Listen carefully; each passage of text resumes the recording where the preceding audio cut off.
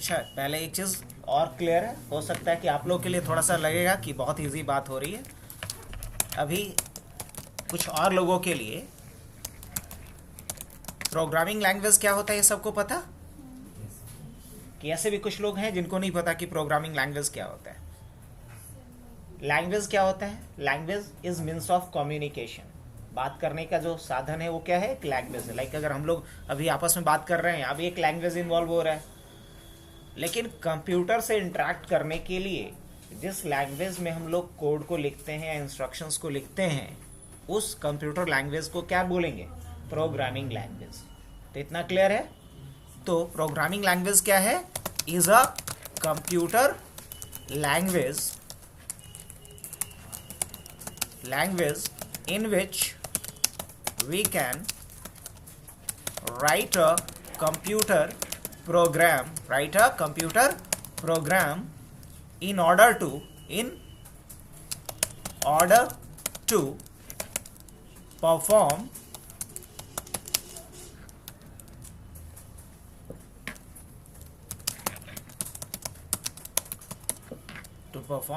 an specific task। तो हमने ये लिखा कि बेसिकली प्रोग्रामिंग लैंग्वेज क्या है। तो हमने ये देखा कि प्रोग्रामिंग लैंग्वेज एक कंप्यूटर लैंग्वेज है जिसमें कि हम किसी कंप्यूटर प्रोग्राम को लिखते हैं ताकि हम कंप्यूटर से कोई भी एक खास काम को करवा सके। अब आप लोग को शायद पता होगा प्रोग्रामिंग लैंग्वेज के बारे में कि अगर हम थोड़ा हिस्टोरिकल पार्ट को टच करें तो सबसे पहले जो लैंग्वेज यूज़ किया जाता था उसे कहते थे मशीन लैंग्वेज। इसका अलग अलग जनरेशन रहा है। There are 3 different generation of a programming language. एक प्रोग्रामिंग लैंग्वेज का अलग अलग। अच्छा, प्रोग्राम अगर क्या होता है, अगर इसमें भी आप लोग को डाउट है तो भी आप ओपनली बोल सकते हो। अगर आपको ये भी समझ में नहीं आता है कि प्रोग्राम क्या होता है तो थोड़ा सा इसे भी हम लोग समझ लेते हैं। प्रोग्राम बोला जाता है set of instructions written in a language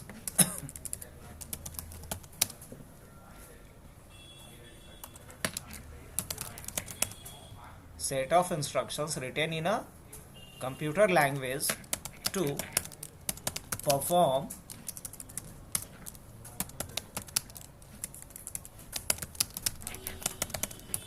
particular task। आदेशों के समूह को प्रोग्राम कहते हैं जिसे किसी कंप्यूटर की भाषा में लिखा जाता है ताकि कोई खास काम कंप्यूटर से करवाया जा सके। मतलब सीधे सीधे कहा जाए कि आदेशों के समूह को, सेट ऑफ इंस्ट्रक्शंस को क्या कहेंगे? प्रोग्राम कहेंगे। सेट ऑफ इंस्ट्रक्शंस को प्रोग्राम कहते हैं। और अगर हमें कंप्यूटर से कोई भी काम करवाना है तो हमारे पास 2 ही चॉइस है, इधर have to write the program और have to use the program that has been written by someone else. मतलब अगर हमें कंप्यूटर से बात करनी है, उसे इंटरेक्ट करना है, उसे कोई भी काम करवाना है तो या हमें तो प्रोग्राम लिखना पड़ेगा या ऑलरेडी किसी ने प्रोग्राम को लिख रखा है तो उस प्रोग्राम को हम डायरेक्ट यूज कर सकते हैं।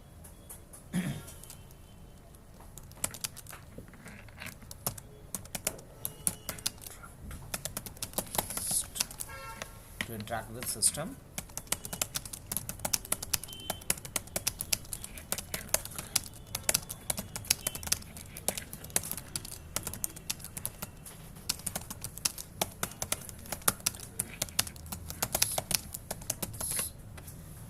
तो प्रोग्राम क्या होता है और प्रोग्राम का क्या इंपॉर्टेंस है, ये दोनों बात हमने यहाँ पे मेंशन कर दिया।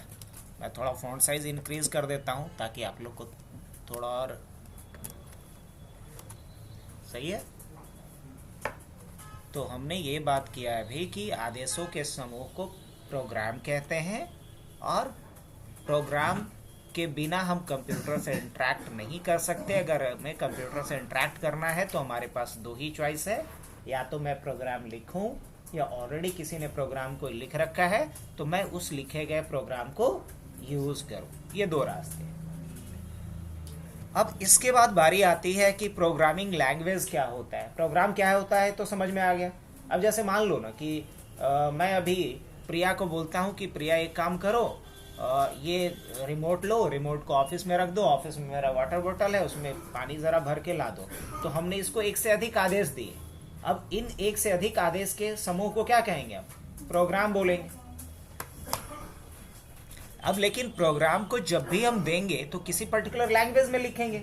अब जिस कंप्यूटर लैंग्वेज में हम सेट ऑफ इंस्ट्रक्शंस को लिखते हैं, उन्हीं लैंग्वेज को, उन्हीं कंप्यूटर लैंग्वेज को प्रोग्रामिंग लैंग्वेज कहते हैं। तो वही बात में यहाँ भी लिखा गया है। क्या है? प्रोग्रामिंग लैंग्वेज एक कंप्यूटर लैंग्वेज है जिसमें हम किसी कंप्यूटर प्रोग्राम को लिखते हैं ताकि हम कंप्यूटर से कोई खास काम को करवा सके। और रही बात प्रोग्रामिंग लैंग्वेज के जनरेशन का, तो इसका कितना जनरेशन रहा है? 3 जनरेशन रहा है। कौन कौन सा? पहला रहा है जिसे कि हम लोग फर्स्ट जनरेशन लैंग्वेज या फर्स्ट जीएल बोलते हैं। जीएल मतलब जनरेशन लैंग्वेज बोलते हैं, फर्स्ट जीएल। तो फर्स्ट जीएल बोला जाता है मशीन लैंग्वेज को। किसे बोलते हैं?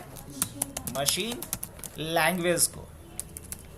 लैंग्वेज को दैट कंसिस्ट ऑफ 0 and 1, जो किससे बना होता था?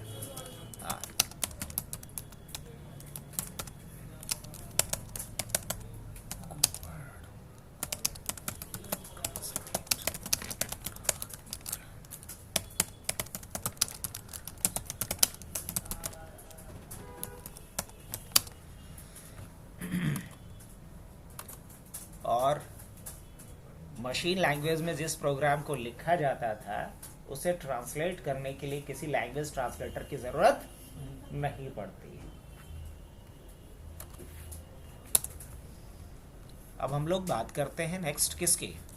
Second generation. अच्छा एक बात बताइए आप लोग कि क्या हम लोग को 0-1 के फॉर्मेट में अभी भी इतना पढ़ने के बाद भी अपना नाम लिखना इजी है? कितने लोग हो आप लोग जो अपना नाम लिख सकते हैं 0-1 में? शायद कोई नहीं।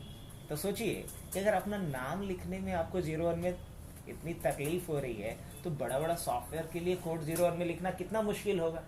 चलो कहीं से छाप भी दिए हम लोग, प्रॉब्लम तब सबसे ज़्यादा होगा जब उसमें कोई एरर आए, उसमें करेक्शन करना पड़े।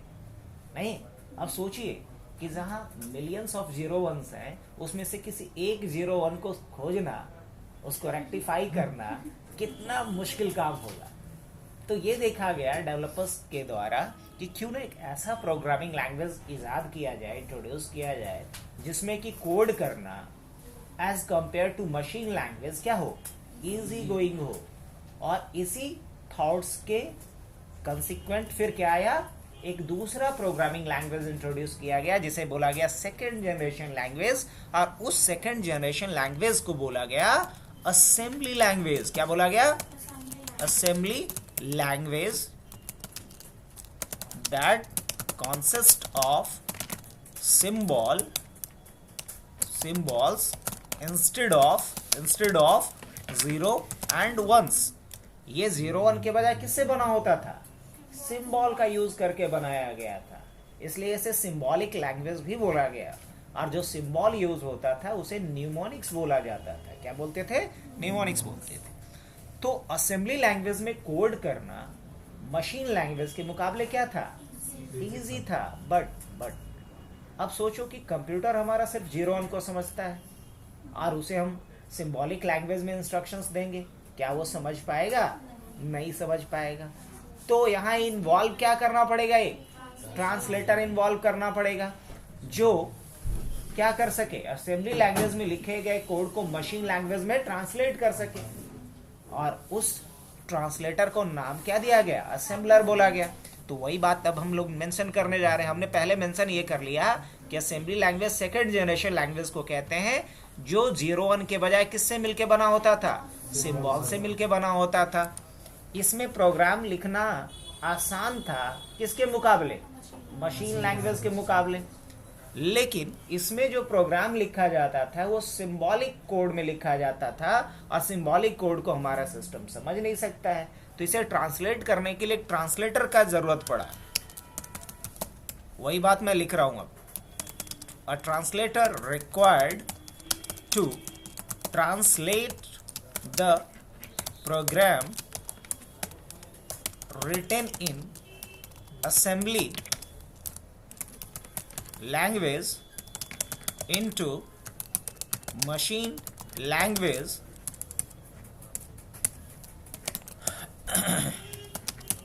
called assembler, और उसका नाम क्या था? असेंबलर। मतलब असेंबली लैंग्वेज में लिखे गए कोड को मशीन लैंग्वेज में ट्रांसलेट करने के लिए एक ट्रांसलेटर का नीड आया, और उस ट्रांसलेटर को क्या बोला गया? असेंबलर बोला गया। अब बारी आती है थर्ड जीएल की, मतलब थर्ड जनरेशन लैंग्वेज की। थर्ड जनरेशन लैंग्वेज की जब बात आएगी तो इससे क्या बोला गया है? Compiler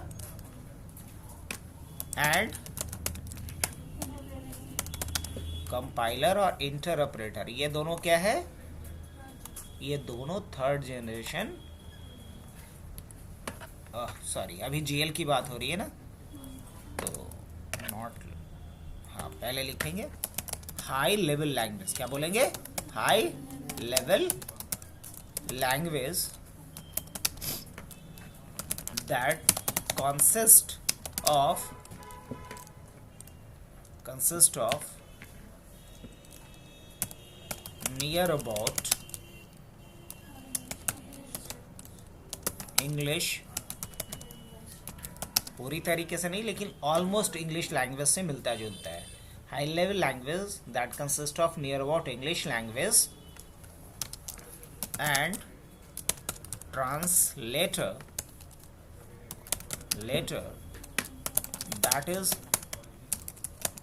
required to translate the program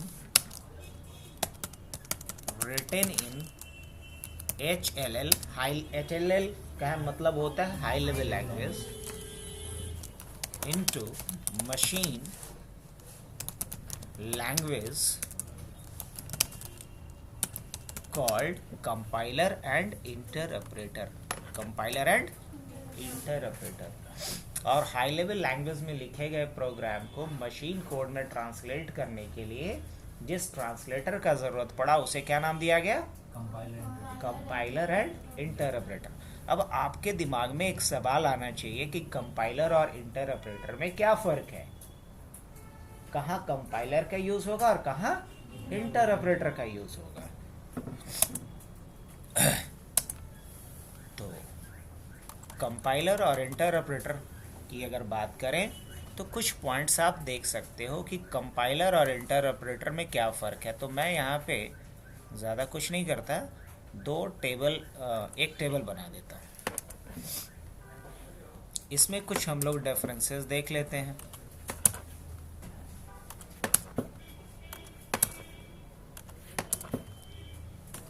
सबसे पहली बात ये कि ये जो ट्रांसलेट करता है वो कैसे ट्रांसलेट करता है? ट्रांसलेट एंटायर, ये किसकी बात हो रही है? सॉरी पहले हेडिंग दे दिया जाए तो ज़्यादा बढ़िया रहेगा, है ना? कंपाइलर और इस तरफ इंटरप्रेटर। ये क्या करता है? ट्रांसलेट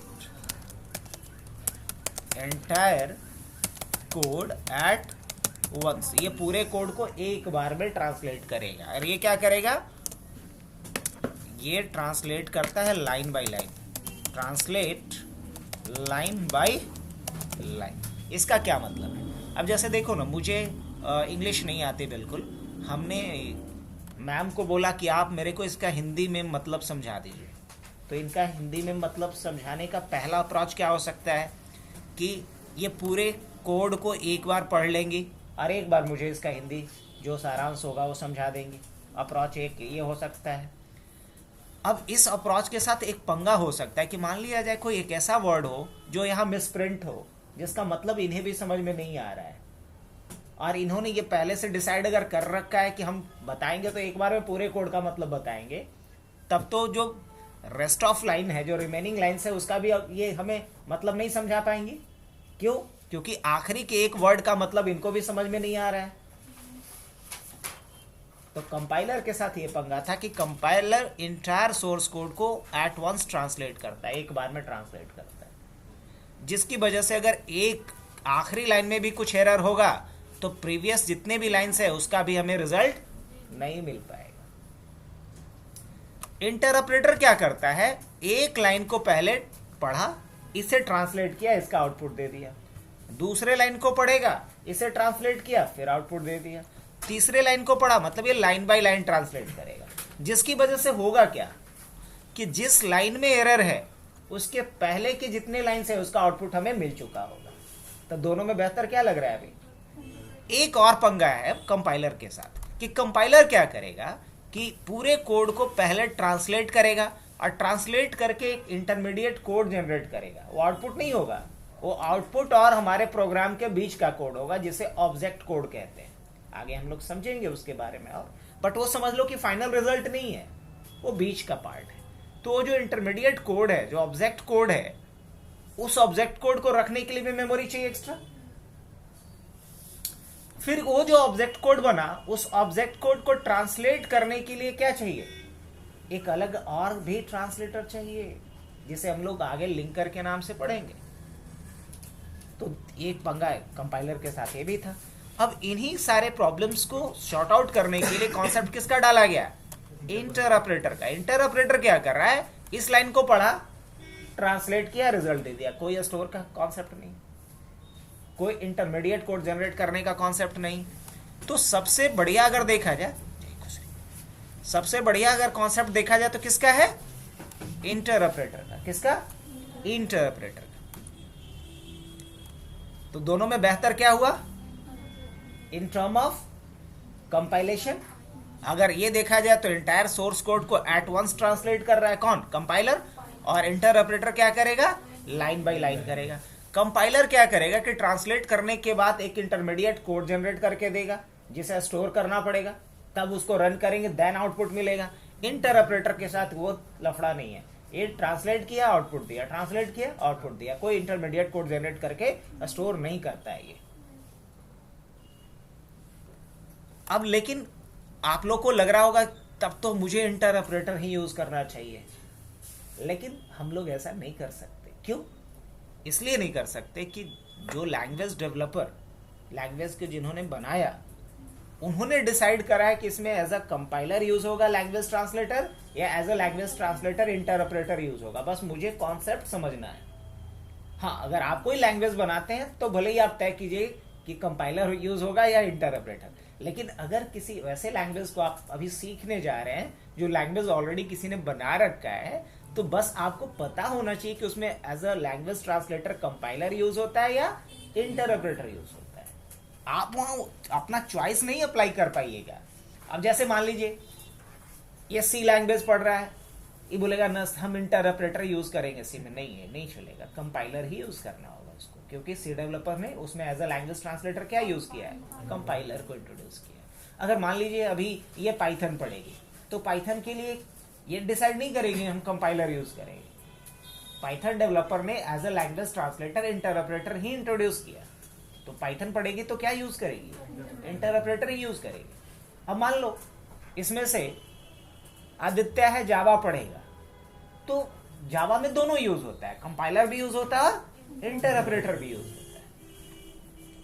तो हमारा चॉइस खुद का नहीं होगा, बस मुझे समझना है कि किस प्रोग्रामिंग लैंग्वेज में as a language translator compiler का यूज होगा और कहां पे इंटरप्रेटर का यूज। लेकिन हाँ, याद रखना है कि दो हाई लेवल लैंग्वेज में दो ट्रांसलेटर है, कंपाइलर और इंटरप्रेटर। दोनों का ट्रांसलेट करने का मैकेनिज्म, तरीका अलग अलग है। कंपाइलर का ट्रांसलेट करने का मैकेनिज्म क्या है? एंटायर सोर्स कोड को एट वंस ट्रांसलेट करेगा, interpreter line by line translate करेगा। यहां तक समझ में आया? पक्का? आगे बढ़ सकते हैं? अब अगर आगे बढ़ सकते तो मुद्दे पे आते हैं हम लोग। ये तो बस प्रोग्रामिंग समझाने के लिए कुछ जरूरी चीजें थी जो मैंने समझा दिया आपको। अब आता हूं मैं पाइथन के ऊपर। देखो, सबसे बेसिक सवाल तो यही आएगा हमारे दिमाग में कि पाइथन क्या होता है, पाइथन की क्या विशेषता है और पाइथन किसे पढ़ना चाहिए। है ना। तो मेरे हिसाब से अगर कोई भी आईटी फील्ड में है तो उसे पाइथन पढ़ना चाहिए। अगर कंप्यूटर से रिलेटेड किसी भी जॉब प्रोफाइल में है तो उसे पाइथन आना ही चाहिए आज के डेट में। क्यों आना चाहिए उसके ऊपर भी हम बात करेंगे। अभी सबसे पहले ये क्लियर कर लेते हैं कि पाइथन है क्या, क्योंकि हर टॉपिक पे हमारा कम से कम 3 मेजर क्वेश्चन होगा, व्हाट, व्हाई एंड हाउ। चलिए तो हम क्या का जवाब पहले ढूंढते हैं। कोई बता सकता है आप लोगों में पाइथन क्या है? हाँ, एक प्रोग्रामिंग लैंग्वेज, इतना तो बोल ही सकते हैं हम लोग, इतना तो हम लोग समझ चुके। अच्छा, कुछ और इसके बारे में स्पेशल बात है? प्रोग्रामिंग लैंग्वेज है तो ये जेनरिक बात होगी। हाँ सही है, वो यहाँ बताना जब हम पूछेंगे क्यों। हाँ, वाई में बताना, यहाँ बताना है कि है क्या। Easy to language, easy to learn language. सबसे पहले तो ये बताना चाहिए कि पाइथन क्या है। Python is a high level, क्या बोलेंगे, हाई लेवल बोल सकते हैं नहीं बोल सकते? पक्का? अच्छा, object oriented, Python is a high level object oriented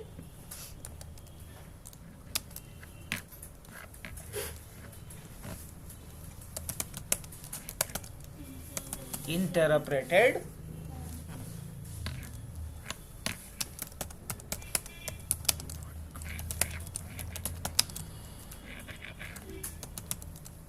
language that was developed by Guido in 1994। in 1994 यही होता है, GUIDO, आई छूट गया। तो बेसिकली गिडो महोदय ने कब 1994 में पाइथन लैंग्वेज को इंट्रोड्यूस किया। बट पाइथन का नाम पाइथन क्यों पड़ा जानते हो? बहुत इंटरेस्टिंग स्टोरी है इसके पीछे, शायद पता होगा आप लोग को। जो गिडो महोदय थे वो नीदरलैंड के एक रिसर्च एजेंसी में जॉब करते थे। तो जब समर वेकेशन हुआ तो सब लोग घूमने फिरने जाते थे, लेकिन इनके दिमाग में ये कॉन्सेप्ट आया कि क्यों ना इस समर वेकेशन को यूज करा जाए और एक ऐसा प्रोग्रामिंग लैंग्वेज बनाए हम जिसमें कि किसी भी तरह का रिसर्च वर्क एक लेमैन भी कर सके या वो बंदे भी कर सके जो कंप्यूटर डोमेन से बिलोंग नहीं करते, और वो भी अपने कोई रिसर्च वर्क को अगर अंजाम देना चाहे तो इस प्रोग्रामिंग लैंग्वेज को यूज कर सके। एक और बात जो वहां पे गिडो महोदय को ट्रिगर करा था इस लैंग्वेज को बनाने के पीछे, जो ये इनको इन्फ्लुएंस करा था, जो बात वो ये था कि जिस प्रोजेक्ट पे काम कर रहे थे उसमें एक्सेप्शन हैंडलिंग नाम का फीचर नहीं था। कौन सा फीचर नहीं था? एक्सेप्शन हैंडलिंग नाम का फीचर नहीं था। तो उन्होंने सोचा कि क्यों ना एक ऐसा प्रोग्रामिंग लैंग्वेज बनाया जाए जो जेनरिक पर्पज से हो, जो हर काम के लिए इस्तेमाल हो सके और जिसे कोई भी एक नई यूजर जो कि कोडिंग कभी नहीं करा है वो भी इस प्रोग्रामिंग लैंग्वेज को यूज करके अपने प्रॉब्लम्स को सॉल्व कर सके, और जिसमें कि एक्सेप्शन हैंडलिंग के भी फीचर्स को डाला जाए। अब एक्सेप्शन क्या होता है पता है आप लोगों को? सबको पता होगा। एक्सेप्शन होता है अनएक्सपेक्टेड सिचुएशन, है ना। अब वो अनएक्सपेक्टेड सिचुएशन आता क्यों है? 2 वजह से। पहला कि अगर हमने कुछ गलत इनपुट किया जिसकी वजह से, और दूसरा कि वो रिसोर्स अवेलेबल ही नहीं हो और उसको आप एक्सेस करना चाह रहे हो। जैसे आप नीचे जा रहे हो, अचानक बारिश शुरू हो गया, आपके पास छाता नहीं है, अनएक्सपेक्टेड सिचुएशन था, मतलब क्या है? एक्सेप्शन है ना। अब मान लो रिक्शा वाले से आपने सर्विस लिया, उतरा, नॉर्मल सिचुएशन क्या है? आप उसको भाड़ा दो, आपने भाड़ा नहीं दिया, है क्या हो गया? अब नॉर्मल इनपुट है। अब यहाँ पे क्या हो सकता है? एक्सेप्शन आ सकता है, मतलब झगड़ा हो सकता है ना। आपने उसको मिसबिहेव किया उसके साथ तो भी झगड़ा हो सकता है, ये भी क्या था? इनवैलिड इनपुट था। तो कहने का मतलब ये कि 2 सिचुएशन में एक्सेप्शन आता है। एक्सेप्शन है क्या? तो एक्सेप्शन होता है run time error, unusual situation जो अकर्ड हो उसी को क्या बोलेंगे? एक्सेप्शन बोलेंगे। और एक्सेप्शन आने के पीछे जो रीजन होता है वो 2 मेन है।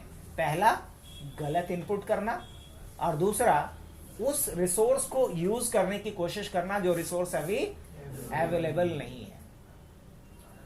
अब सोचो कि अब आप कोई भी सॉफ्टवेयर बनाते हो तो सॉफ्टवेयर में ये दो बड़ा ही कॉमन इश्यूज आ सकता है कि आप उस रिसोर्स को ट्राई कर रहे हो यूज करने का और रिसोर्स ही अवेलेबल नहीं है। जैसे हमने एक सॉफ्टवेयर बनाया, अब सोचो ना, देखो मैं यहाँ पे कंट्रोल पी डाल रहा हूँ। क्या डाल रहा हूँ? कंट्रोल पी, प्रिंटिंग के लिए। क्या प्रिंटर जुड़ा है मेरे लैपटॉप से? नहीं।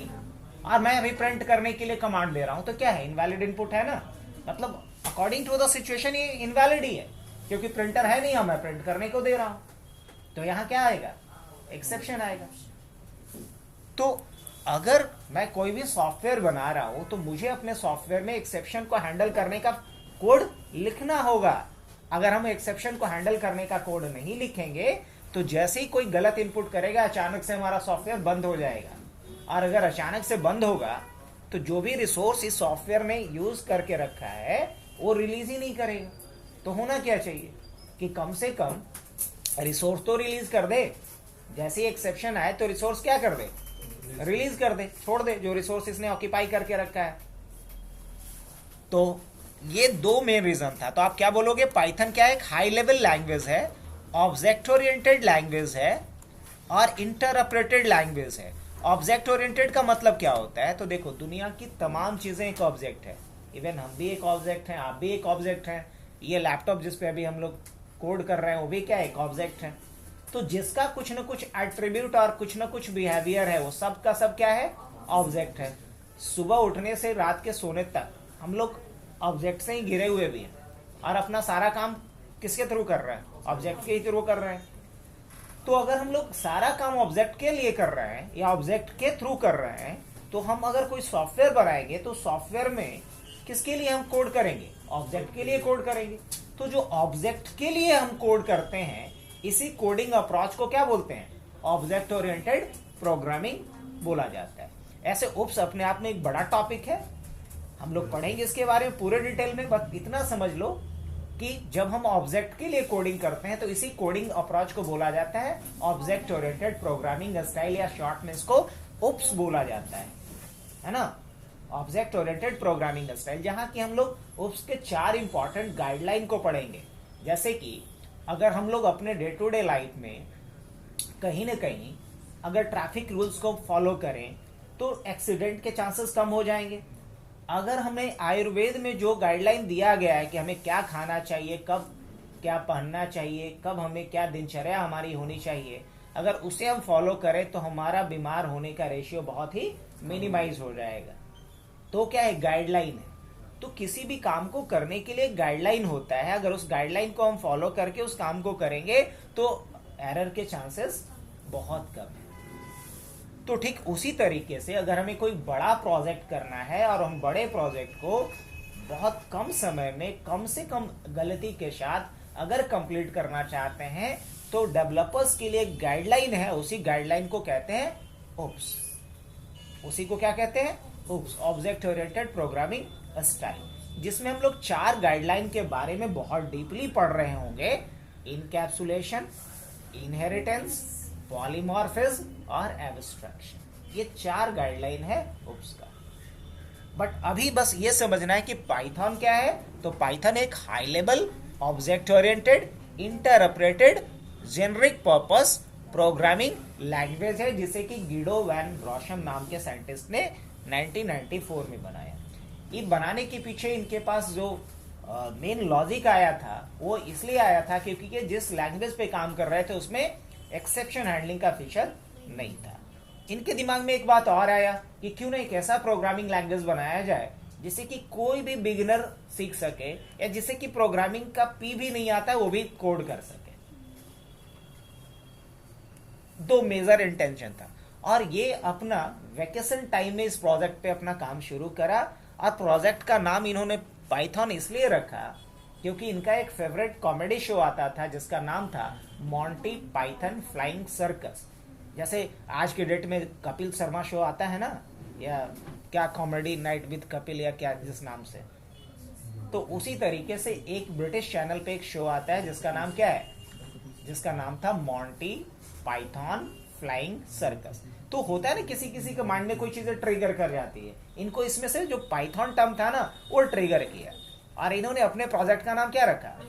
पाइथन रखा। कुछ भी रख सकते थे, लेकिन होता है ना कि चलो एट रैंडम जो आया उस चीज को, और एट रैंडम जो नाम रखा गया ना वही पॉपुलर भी हुआ है। क्योंकि आज के डेट में जैसे गूगल का नाम आप अगर इसका देखो विकिपीडिया समझ में आएगा, जावास्क्रिप्ट इतना पॉपुलर है, इसका नाम जावास्क्रिप्ट नहीं था, है ना, मोचा था। अब मोचा नाम रहता तो कितना पॉपुलर होता, सोच होता क्या? नहीं होता। तो हम कई बार बोलते हैं कि किसी का नाम टिंकू है, कितना बड़ा बन सकता है? नहीं बन सकता। तो नाम का बहुत इंपॉर्टेंट रोल होता है। कुछ नाम भी, अब देखो गूगल लोग को जुबान पे चढ़ा हुआ है क्या? अब कुछ ऐसा नाम है जो यूनिक है, और वो यूनिकनेस की वजह से ही ज्यादा फेमस भी। तो पाइथन के बारे में हम लोग समझे कि क्या है, एक हाई लेवल प्रोग्रामिंग लैंग्वेज है। अब रही बात कि क्यों है, तो कह सकते हो there are several features of Python that make it world popular or number one programming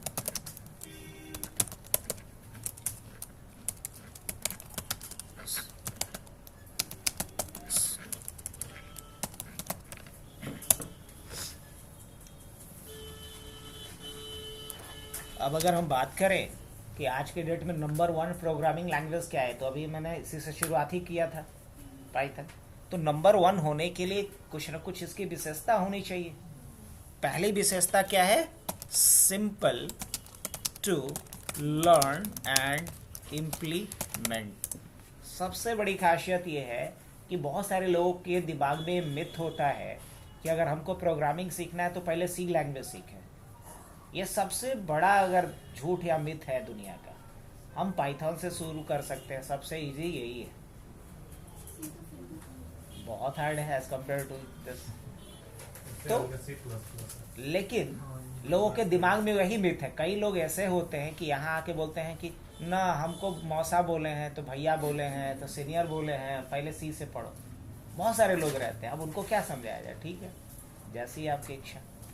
उनसे रीजन पूछ दो कि क्यों, तो नहीं बता पाएंगे। मैंने कई दफा ऐसा पूछा इवन कि बीटेक वाले स्टूडेंट से, अच्छा सी क्यों पहले पढ़ेंगे ये बताओ। आंसर नहीं कर पाए। आंसर में यही था भैया बोले हैं, सीनियर बोले हैं। अब भाई सीनियर क्या बोलेगा? हम अपने सीनियर से सुने। मतलब ये एक सीरीज चलता आ रहा है। अरे कोई तो इसको ब्रेक करेगा। पाइथन ब्रेक करेगा। तो पाइथन क्या है? Simple to learn and implement. मतलब इसमें हम लोग पढ़ना भी आसान है और इम्प्लीमेंट करना भी।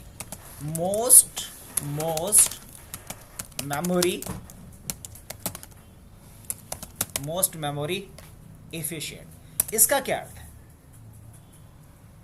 देखो, जब हम कोई सॉफ्टवेयर बनाते हैं तो मुझे दो बातों का खासा ख्याल रखना होता है। पहला कि उसमें मेमोरी कम लगनी चाहिए, और ओवरऑल जो उसका एग्जीक्यूशन टाइम है वो कम होना चाहिए। मतलब फास्ट होना चाहिए ना कोई भी एप्लीकेशन, और उसमें मेमोरी भी कम लगना चाहिए। कोई सॉफ्टवेयर बना दिए जिसमें 8 GB रैम चाहिए, तो कितने लोग उस एप्लीकेशन को यूज़ करेगा? तो मेमोरी कम लगनी चाहिए और फास्ट भी वर्क करना चाहिए। तो मेमोरी इफिशिएंट जितना भी होगा, समझ लो एप्लीकेशन उतना बेहतर है। अब मेमोरी इफिशिएंसी के मामले में कोई बिल्ट नहीं कर सकता इसको। क्यों भाई? तो देखो, अगर हम जावा की बात करें, सी की बात करें, हमने एक वेरिएबल बनाया। क्या बनाया? अब अगर वेरिएबल नहीं समझ में आता है तो समझ लो कि एक बाउल है, एक लोटा है, बर्तन है, कोई भी एक पॉट आप एज्यूम कर लो जो आप यूज करते हो डे टू डे लाइफ में, जिसमें आप कोई भी ऑब्जेक्ट को कंटेन करते हो। तो वेरिएबल भी क्या है? कंटेनर है। मान लो एक्स नाम का हमने एक वेरिएबल बनाया और इसमें एक वैल्यू हमने रख दिया 10।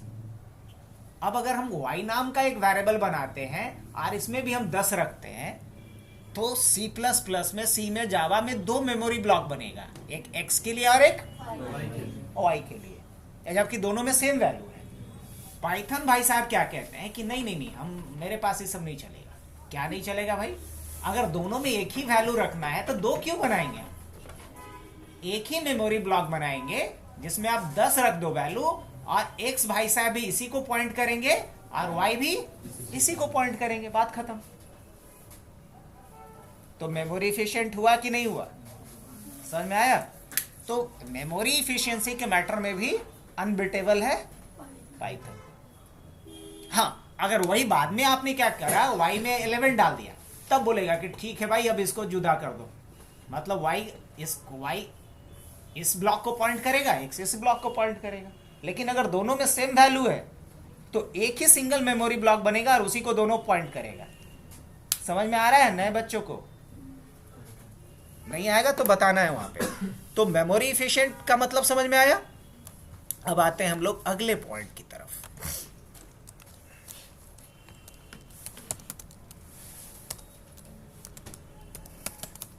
मल्टी थ्रेडिंग, ये क्या होता है? थ्रेड का मतलब तो समझ में आता है। थ्रेड क्या होता है? धागा। और मल्टी मतलब बहुत सारा।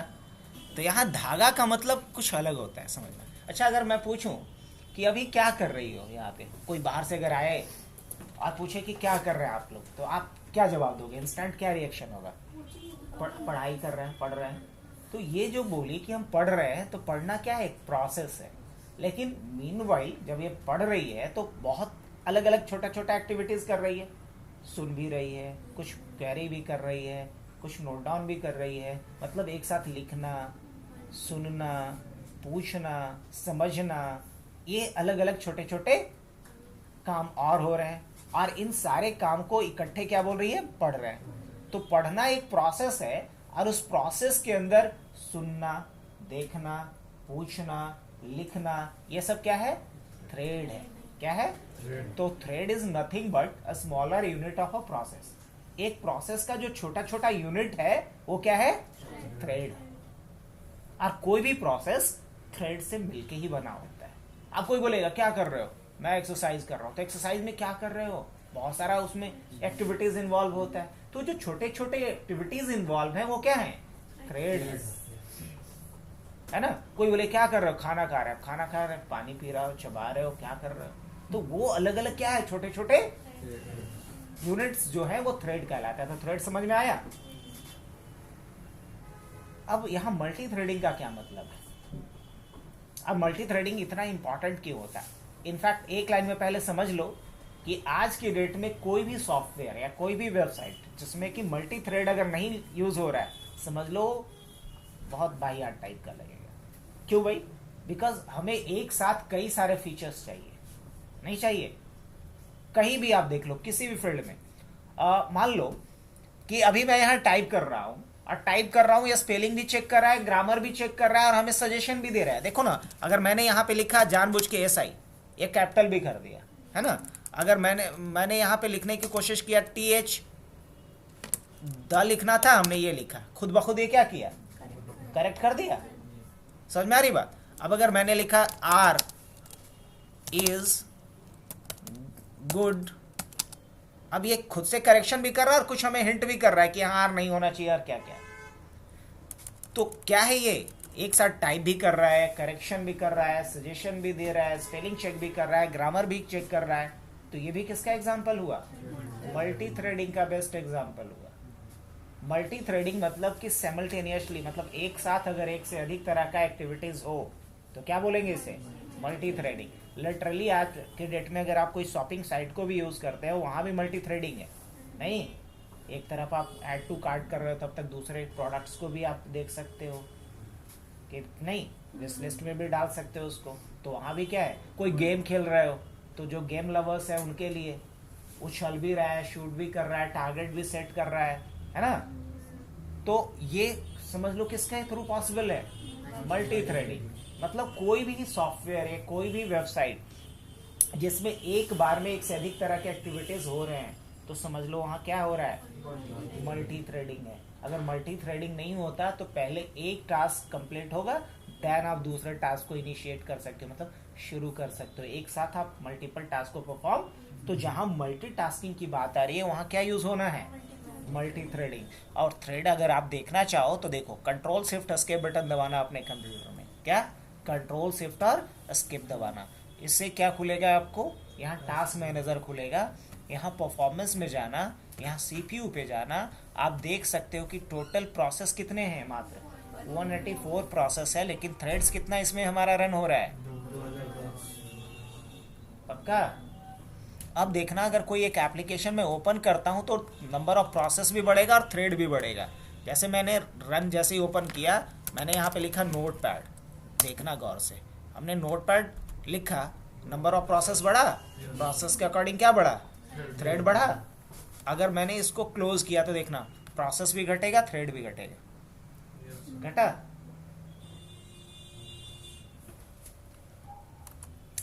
आइए, तो मल्टी थ्रेडिंग समझ में आया।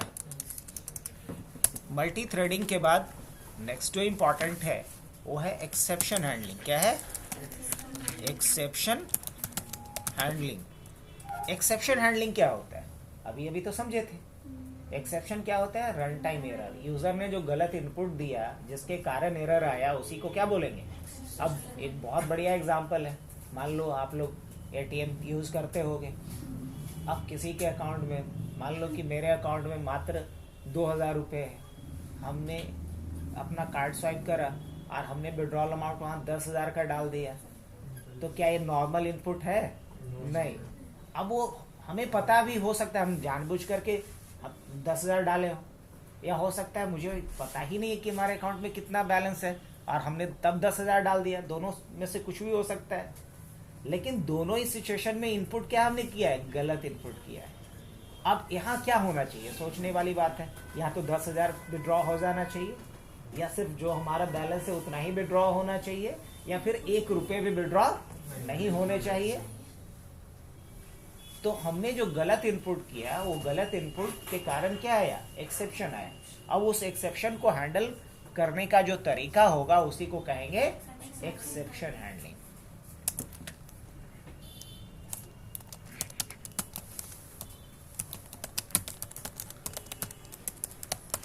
देखो, डेटाबेस कनेक्टिविटी ऑलमोस्ट सारे प्रोग्रामिंग लैंग्वेज में होता है, लेकिन जितना इजी कनेक्टिविटी है इसके साथ, किसी भी दूसरे प्रोग्रामिंग लैंग्वेज में नहीं। अगर जावा में कर रहा हो, लंबा चौड़ा कोड लिखो, इसमें है कि आप 2 लाइन का कोड लिखो, डेटाबेस कनेक्टिविटी हो गई आपकी।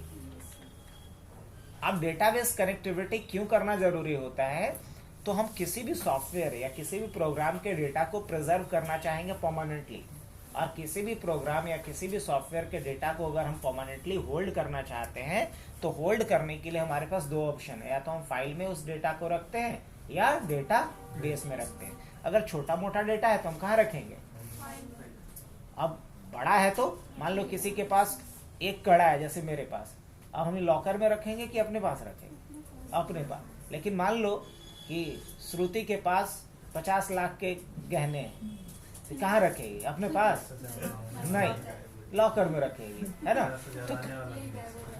तो कहने का मतलब ये हुआ कि है दोनों वही चीज, लेकिन स्केल अलग अलग हो गया ना, लेवल अलग अलग हो गया। तो अगर हमारे पास स्मॉल अमाउंट ऑफ डेटा है तो उसको हम कहाँ रखेंगे, फाइल में। लेकिन अगर हमारे पास लार्ज अमाउंट ऑफ डेटा है तो उसको फाइल में ना रख के कहाँ रखेंगे, डेटाबेस में रखेंगे। तो कहने का मतलब कि डेटाबेस कनेक्टिविटी अगर मुझे करनी हो पाइथन में, तो बहुत ही इजीली हम कर सकते हैं, कुछ 1 या 2 लाइन का कोड लिख करके।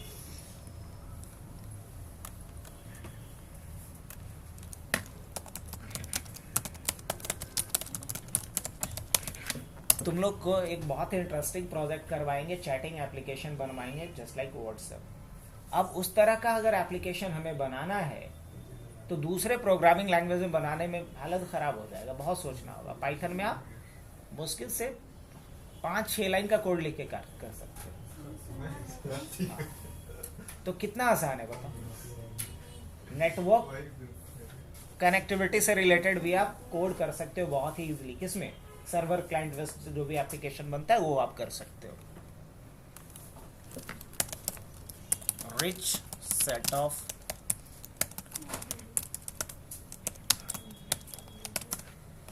सेट ऑफ लाइब्रेरी सपोर्ट, मतलब पाइथन में लाइब्रेरी सपोर्ट बहुत भर भर के है। आपको जिस तरह का काम करना है उसके लिए एक लाइब्रेरी पहले से मौजूद है, आप उसको यूज़ कर लो।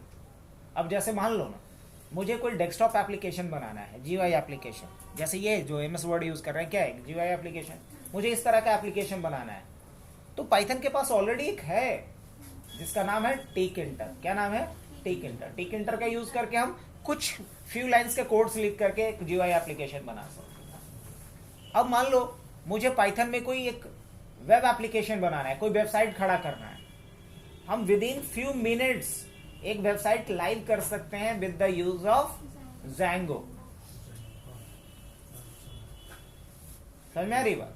अब अगर मान लो मुझे एक बड़ा सा डेटा सेट मिल गया, उस बड़े से डेटा सेट को क्लीन करके हम उसका एक कंप्लीट डैशबोर्ड, एक विजुअल्स बनाना चाह रहे हैं, तो पाइथन के पास ऑलरेडी उसके लिए लाइब्रेरी है जिसका नाम है पांडास, मैटप्लॉटलिब।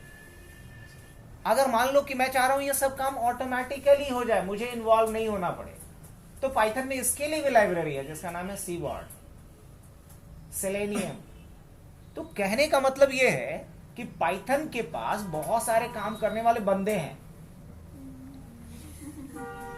जो अलग अलग काम में एक्सपर्ट हैं। बस पाइथन को बोलो कि अभी हमको ये काम है, वो उस बंदे को बुला देगा और आपका काम आसानी से हो जाएगा। उसी को हम लोग टेक्निकल टर्म में यहाँ पे बोल रहे हैं कि इसके पास rich set of library support है। तो पाइथन में हर एक काम को करने के लिए अलग अलग लाइब्रेरी बना हुआ है, उन लाइब्रेरी की मदद से आप हर तरह के काम को कर सकते हैं। Suitable for different domain like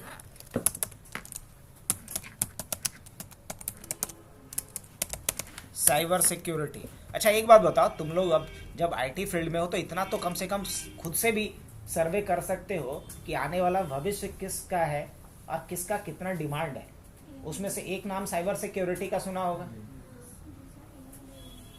अब आगे बढ़ते हैं, दूसरा क्लाउड का, मतलब गूगल स्टोर पे रखते हो फोटो और सब, अब उसको भूल जाओगी। क्लाउड कंप्यूटिंग का नाम सुनी होगी कि नहीं सुनी है? क्लाउड एंड डेवऑप्स सुना होगा। तो क्लाउड एंड डेवऑप्स की तरफ भी जाना है तो पाइथन आना चाहिए आपको। तीसरा आता हूं ऑटोमेशन। आज के डेट में क्या है, आप गूगल असिस्टेंट का यूज करते हो, आईफोन वाले सीरी का यूज करते हो कि नहीं, हेलो सीरी। तो ये क्या है सब? तो हम लोग एआई की तरफ मूव ऑन कर रहे हैं, ऑटोमेशन की तरफ मूव ऑन कर रहे हैं, या फिर हम लोग बात कर रहे हैं किसका, डेटा साइंस का। डेटा साइंस का, चाहे साइबर सिक्योरिटी का हो, चाहे क्लाउड कंप्यूटिंग की तरफ हो,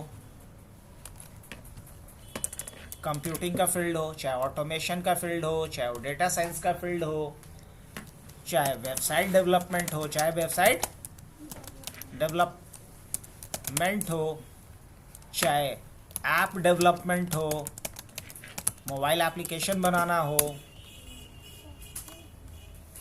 चाहे सॉफ्टवेयर डेवलपमेंट हो, सॉफ्टवेयर डेवलपमेंट हो,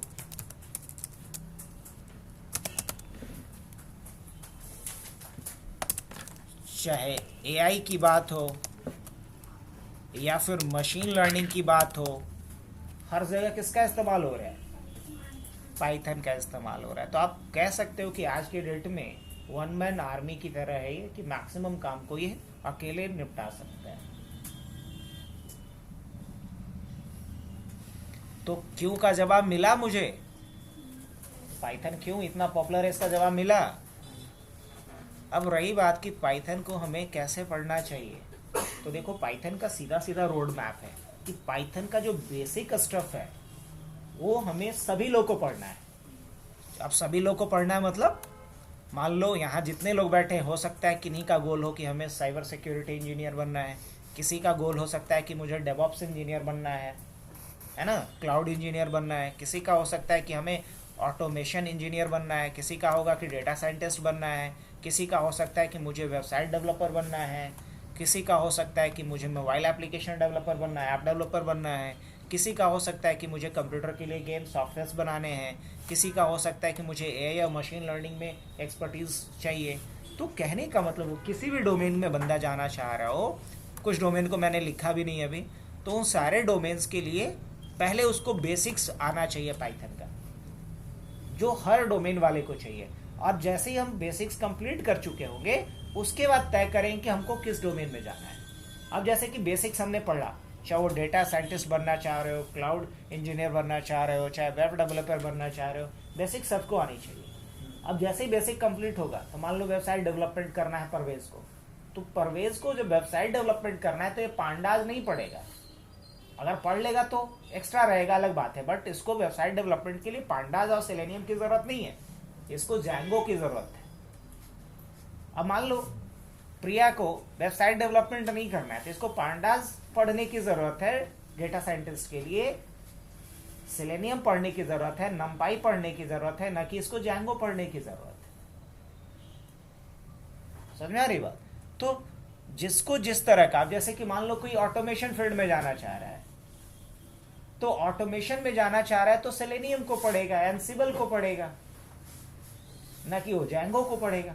तो कहने का मतलब कि पहले बेसिक सबको एक साथ कंप्लीट करना है, देन आफ्टर तय करेंगे हम लोग कि हम जिस पर्टिकुलर डोमेन में जा रहे हैं उस डोमेन के लिए मुझे पाइथन का एक्स्ट्रा कौन सा लाइब्रेरी पढ़ना पड़ेगा। कॉमन सबको पढ़ना है, हाँ एडवांस में कौन सी लाइब्रेरी हमें पढ़नी है ये इस बात पर डिपेंड करेगा कि हम किस फील्ड में जाना चाहते हैं। तो आगे बढ़े कि बेसिक में हमें क्या क्या आना चाहिए, चलो पहले वो देख लेते हैं, उसके बाद एडवांस लाइब्रेरी की बात करेंगे और कुछ कॉमन लाइब्रेरी की बात करेंगे। तो हम सबसे पहले बेसिक देखेंगे और बेसिक के बाद हम लोग क्या देखेंगे, एडवांस पार्ट देखेंगे। बेसिक में सबसे पहले नंबर पे हम रखेंगे इंस्टॉलेशन। सबको पाइथन इंस्टॉल करना आना चाहिए कि नहीं आना चाहिए? अब हम किसी को बोलेंगे इंस्टॉल करके दो तो कोड करेंगे? नहीं, इंस्टॉलेशन हमें आना चाहिए, इंस्टॉलेशन ऑफ पाइथन। अब आना चाहिए मुझे verification of Python, Python install है या नहीं ये वेरीफाई करना आना चाहिए। अब मुझे आना चाहिए installation of Python package. Python में अलग अलग पैकेज की जरूरत पड़ती है अलग अलग तरह के काम को करने के लिए, तो हमें एक पाइथन का कोई स्पेसिफिक पैकेज अगर करना है इंस्टॉल तो कैसे करेंगे वो आना चाहिए। उसके बाद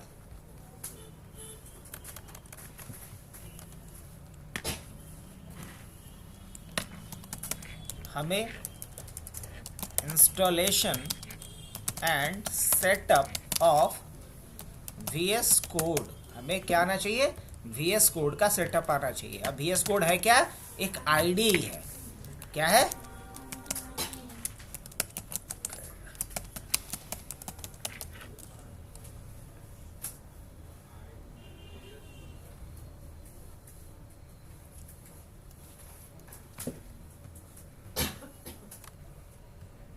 इंटीग्रेटेड डेवलपमेंट इन्वायरमेंट। आईडी का फुल फॉर्म क्या होता है, इंटीग्रेटेड डेवलपमेंट इन्वायरमेंट। तो हमें इसके बाद VS कोड का सेटअप इसलिए करना आना चाहिए ताकि हम पाइथन का कोड कहाँ लिखना प्रेफर करेंगे, हाँ VS कोड में भी लिख सकें। अब उसके बाद writing a Python programme in notepad, हमें नोटपैड में पहले लिखना सीखना है। उसके बाद हमें IDLE में लिखना सीखना है, कहाँ, IDLE में और कहाँ, VS कोड में। तीनों जगह पे हमें पाइथन का कोड लिखना आना चाहिए, नोटपैड में भी, IDLE में भी और VS कोड में भी। अब इसके बाद हम लोग नेक्स्ट जो पढ़ेंगे वो पढ़ेंगे सबसे पहले वेरिएबल। क्या पढ़ेंगे, वेरिएबल। अब अगर हम वेरिएबल की बात करें तो अलग अलग तरह के वेरिएबल्स के बारे में बैठिए, लोकल, ग्लोबल।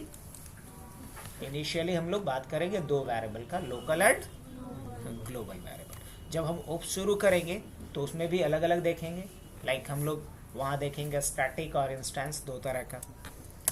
अभी वेरिएबल के बाद फिर हम बात करेंगे data type. Most important topic में से एक है डेटा टाइप। ये हमें बहुत डीपली देखना है इस चीज़ को। अब डेटा टाइप क्या होता है, कितने तरह का होता है, क्या इसके यूजेस हैं, वो सारा कुछ। डेटा टाइप के बाद फिर हम लोग देखेंगे फंक्शन। क्या देखेंगे? फंक्शन देखेंगे। फंक्शन के बाद हम बात करेंगे ऑपरेटर्स की। ऑपरेटर्स क्या होता है, कितने तरह का होता है, क्या यूज कैसे है उसका। ऑपरेटर के बाद हम लोग फिर बात कर रहे होंगे कंडीशनल स्टेटमेंट का। किसका? कंडीशनल स्टेटमेंट का। कंडीशनल स्टेटमेंट के बाद हम लोग बात कर रहे होंगे लूप का। लूप के बाद हम लोग बात कर रहे होंगे रिकर्सन का। लूप के बाद हम लोग बात कर रहे होंगे रिकर्सन का। रिकर्सन के बाद हम लोग बात कर रहे होंगे फाइल हैंडलिंग का। फिर हम लोग बात कर रहे होंगे डेटाबेस कनेक्टिविटी का। डेटाबेस कनेक्टिविटी का। फिर हम लोग बात कर रहे होंगे एक्सेप्शन हैंडलिंग का। फिर हम लोग बात करेंगे एक्सेप्शन हैंडलिंग के बाद मल्टी थ्रेडिंग का। फिर हम लोग बात करेंगे सॉकेट प्रोग्रामिंग का। फिर हम लोग बात करेंगे ओप्स का, ऑब्जेक्ट ओरिएंटेड प्रोग्रामिंग। ओप्स के अंदर हम बात कर रहे होंगे इनकैप्सुलेशन का, इनहेरिटेंस का, पॉलीमॉर्फिज्म का, फिर एब्स्ट्रैक्शन का।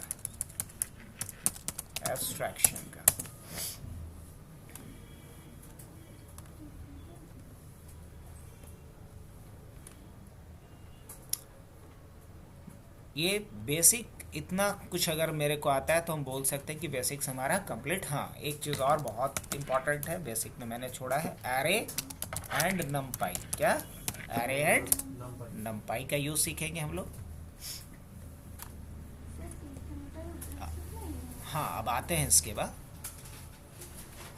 अब इसके बाद हम बात करेंगे ट्री कैरेक्टर का। क्या? ट्री कैरेक्टर का मतलब जो पढ़े उसको यूज़ करके हम कुछ बना सके। तो ये जो 20 पॉइंट्स मैंने लिखा है कंट्रोल F1 से मैं गायब कर देता हूँ। आप चाहो तो एक बार इसको फोटो ले लो या जैसे भी हो, याद रखना है। बट आज के लिए इतना ही रखते हैं। कल अपने टाइम पे हम कोशिश करेंगे आप लोग आ जाओ। तो 11:30 से शुरू करेंगे, 1 o'clock तक आपका क्लास चलेगा। सर, 9 में सर 12 साढ़े 12 में कॉलेज से छुट्टी